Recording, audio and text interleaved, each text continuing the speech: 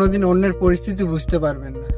কারণ ভালোবাসতে গেলে টাকা শুধু লাগে না, ভালোবাসতে গেলে ভালোবাসাও লাগে প্লাস টাকাও লাগে। একটা সংসার বা ভালোবাসাকে টেকানোর জন্য দুটোরই প্রয়োজন। যতটা প্রয়োজন ততটাই ব্যবহার করুন, তার থেকে বেশি করেন না, সংসারটা নষ্ট হয়ে যাবে। কারণ একটা পুরুষ টাকা কামানোর জন্য সারা দিন এখান থেকে ওখান থেকে ওখান ছুটে বেড়ায়, তো সেই জন্য নারীকে সময় দিতে পারে না। তো সেই জন্য যতটা প্রয়োজন নারী ততটাই পুরুষের কাছে আবদার করুন যে এতটা টাকা আমার কাছে প্রয়োজন, এতটা টাকা সংসার চালাতে প্রয়োজন, এতটাই মানে রোজগার করতে বলুন, তার থেকে বেশি চাইেন না।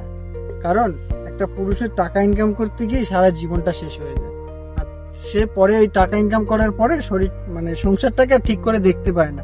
তার ছেলে, তার বাবা মা, তার বউ, বাড়ির লোক, যত বাড়ির লোক আছে কাউকে সময় দিতে পারে না। শুধু এমনকি তার নিজের বন্ধুদেরকে পর্যন্ত সময় দিতে পারে না। তাতে তার কতটা যে কষ্ট হয় সেটা কেউ বুঝবে না।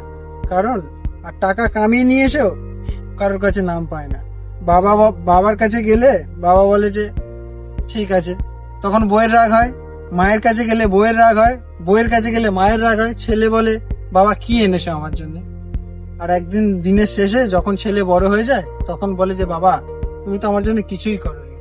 এই কথাটা সেই জন্যই বলতে চাই। তো সবাইকেই বোঝা উচিত, নারী একটা পুরুষের প্রতি এতটাই মানে চাপ প্রেশার ক্রিয়েট করো না যে সে জীবনটাকে শেষ করে দিতে বাধ্য হয়। কারণ একটা পুরুষের এর থেকে বেশি আর কিছু করার থাকে না।